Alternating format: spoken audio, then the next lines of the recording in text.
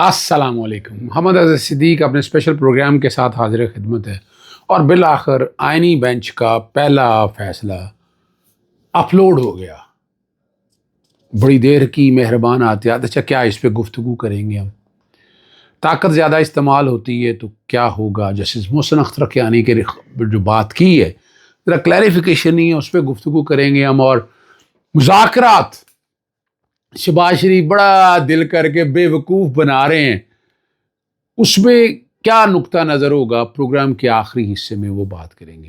پہلا فیصلہ کوئی تقریباً 3 ماہ بعد اپلوڈ ہو گیا ہے، اور وہ فیصلہ بھی یہ ہے کہ جو آئینی بینچ بنانے کا یا بینچ بنانے کا supreme court practice and procedure act جو قانون تھا، اس قانون کو بچانے کے لیے کہ جناب وہ کمیٹی جو ورزی فیصلہ کر دی، حالانکہ ایڈمنسٹریٹو آرڈرز ہیں، ان کی تو جوڈیشل حیثیت کوئی نہیں ہے. اب کویسچن بڑا سیدھا سا ہے، آئینی بینچ نے جو فیصلہ دے دیا ہے، اب آئینی بینچ نے فیصلہ دیا نا، اس کی ریویو ہو سکتی ہے، اس کی اپیل ہو سکتی ہے. یہ وہ دیکھنے والے معاملات ہیں. اور اپیل اس کا بڑا بینچ سنے گا، وہ کیسے سنے گا؟ اب یہ ایک ایسی جگہ پر ہم پھنس گئے ہیں جو لوگ نہیں سمجھ پا رہے، سارے نہیں سمجھ پائے اس بات کو، نظر ثانی ہے نہیں اس کی.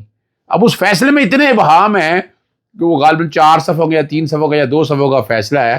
لینڈ مارک فیصلہ تو بھی کہلائے گا، چونکہ اس پہ لا تو ڈسکس نہیں ہوا، نہ ڈیٹیل بحث ہوئی، نہ ڈسکشنز ہوئی.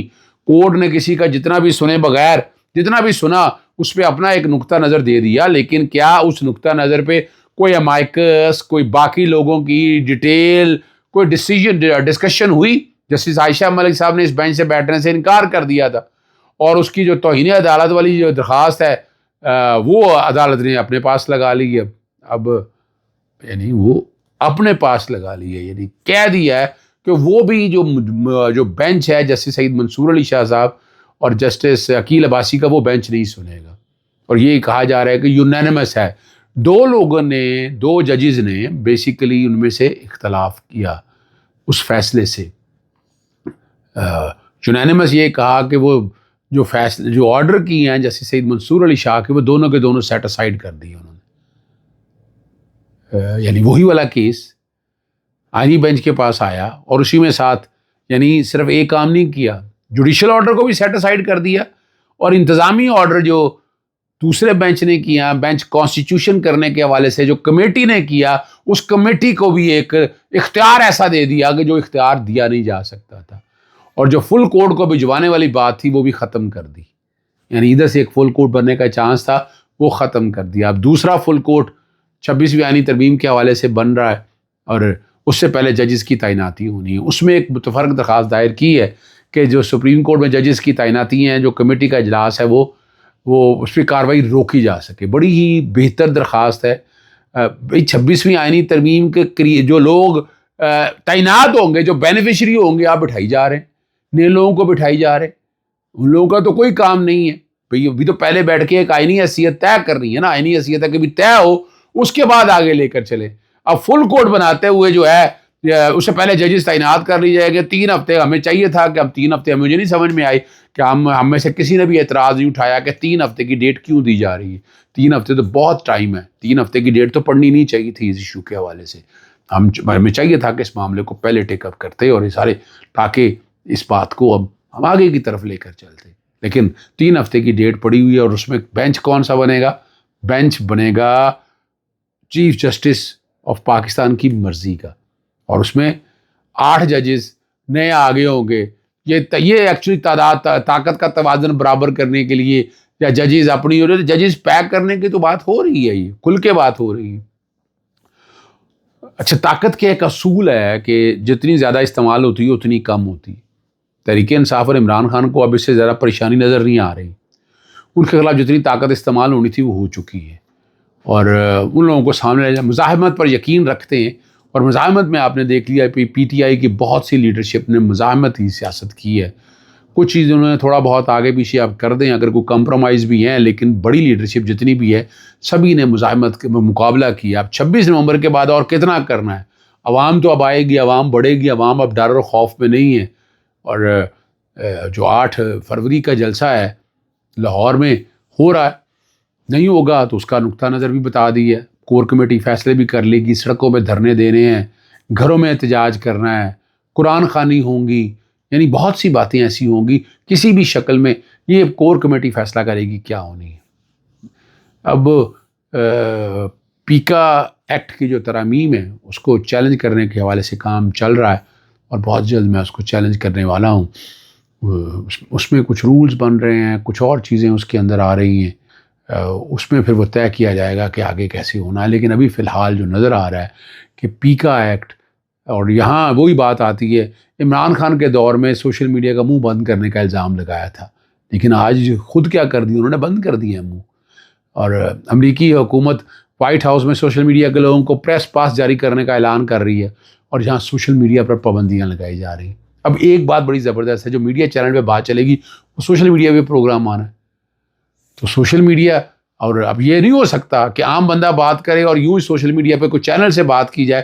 دونوں میں راستہ ڈھونڈا جا رہا ہے, یعنی ٹی وی چینل یہ راستہ ڈھونڈ رہے ہیں کہ کس طرح سے ان کے سوشل میڈیا پہ کہیں نہ کہیں کمپرومائز کی باتیں مجھے بو بھی آ رہی ہے, نظر بھی آ رہا ہے کہ کہیں نہ کہیں شاید بیٹھ کر یہ باتیں ہو رہی, لیکن یہ مسائل کا حل نہیں ہے.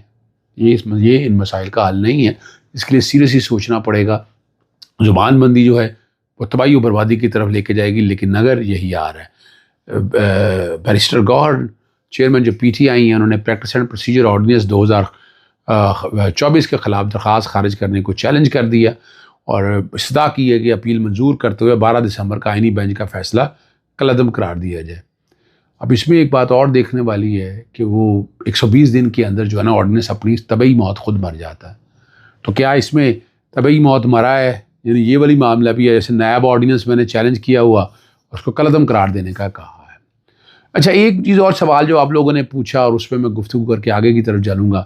190 ملین پاؤنڈ کیس میں جو کہہ رہے ہیں جی اشتہاری ملزموں کے خلاف کارروائی ہوگی. اچھا, یہ سارا فیصلہ غلط ہوا. جو پاسپورٹ بلاک کیے ہیں وہ غلط کیے ہیں. آپ دیکھیں نا, اس پہ آپ نے ایڈوانٹیج تو خود دے دیا نا.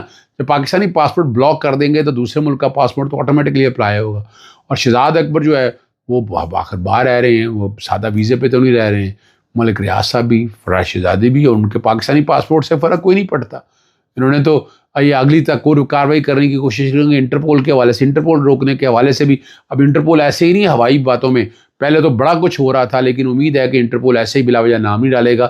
اب ڈپینڈ کرتا ہے کہ 190 ملین پاؤنڈ کا کیس, جیسے محسن اختر کے آنے کے جو ریمارکس ہیں بڑے غیر معمولی ہیں. میری ذاتی رائے, جہاں سی ٹی ڈی کا اختیار ہے وہیں خفیہ ادارے ISI IMA کو بھی اختیار دے دیں, تاکہ یہ لاپرواہ افراد کا مسئلہ تو حل ہو جائے.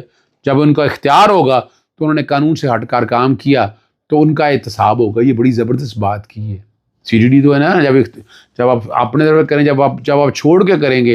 اور جسٹس محسن اختر کی ریمارکس دیا کہ میرا موقف تھا کہ انٹیلیجنس ایجنسی کے افسران پر مشتمل کمیٹی عدالت کو ان کیمرہ بریفنگ دے تاکہ پتہ چل سکے, عدالت کو اندھیرے میں نہ رکھیں. میں بڑا واضح ہوں کہ جو دہشت گرد ہوگا اس کو دہشت گرد کہوں گا, جو دہشت گرد نہیں ہوگا اسے پھر راہ کرنا ہوگا.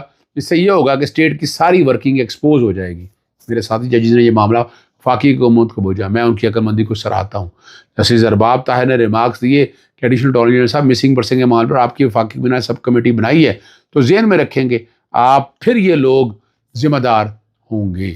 اب یہاں حماد حسن کا ایک بات کرنے کے بعد میں وہ آؤں گا جو مذاکراتی بات کی ہے. حماد حسن نے ایک انٹرویو دیا, سر عمران خان کی رہائی ہو سکتی ہے, جواب صرف ایک راستہ ہے. کون سا راستہ؟ عمران خان آرمی چیف کو درخواست دیں, وہی درخواست وہ نواز شریف کو بھیجیں. ذرا سنیے گا ذرا, اور نواز شریف اسے ریکمنڈ کر کے چینی صدر کو بھیج دیں. اور ٹرمپ, اس لیے کہہ رہا ہوں کہ PTI اصل حقائق کو سمجھنے میں ناکام ہے.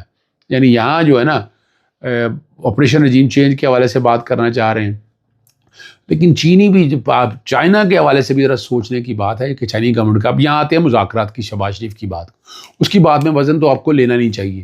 شہباز شریف نے مذاکرات کر کے جو لفظ پارلیمانی کمیٹی سامنے رکھ دیا, اس کا مطلب ہے جوڈیشل کمیشن بنانے کے لیے تیار نہیں. کو پارلیمانی کمیٹی بیٹھ کر وہ کیا کریں گے, گلی ڈنڈا کھیلیں گے یا کیا کریں گے؟ وہ پارلیمانی کمیٹی کی حیثیت کیا ہے, آئینی حیثیت کیا, قانونی کیا حیثیت ہے, اس کی تو کوئی ویلیو نہیں ہے. یعنی اس کمیٹی کی کوئی حیثیت نہیں ہے. کمیشن جو بننا ہے وہ Pakistan commission of inquiry act کے تحت بننا ہے, اور اس کمیشن کا ایک جو اختیار ہوں گے, سول کوڈ کے ہوں گے, فوجداری کوڈ کے ہوں گے, وہ کسی کو سمن کرتی ہے, بلاتے ہیں. پارلیمانی کمیٹی کی حیثیت کیا ہے؟ اور پارلیمانی, اور اس سے پہلے کیا کمیشن نہیں بنتے رہے؟ پارلیمانی کمیٹی کی حیثیت کیا ہے؟ کوئی حیثیت نہیں ہے. یا تو دیکھیں نا پارلیمان کی، اور یہ پارلیمان خاص طور پر جس نے آئین توڑا ہے، جس نے قانون توڑے ہیں، مخصوص سسٹم کے کیس میں دیکھیں قانون سازی کی، یہ نہیں کر سکتی تھی، آئین توڑا ہے. تاحیات نااہلی میں سیکشن 232 ایڈ کیا، یہ قانون توڑا ہے، آئین توڑا ہے، بیسیکلی قانون توڑا ہے. اسی طرح 90 دن کے اندر الیکشن ہونے تھے، سیکشن 57 ترمیم کر کے صدر اور گورنر سے اختیار لے کے الیکشن کمیشن کو دے دیا. تو شہباز شریف صاحب آپ کچھ نہیں ہیں، آپ بیوقوف مت بنائیں.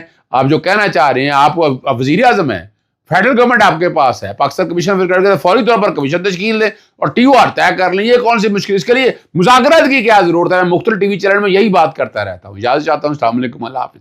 پاکستان زندہ باد.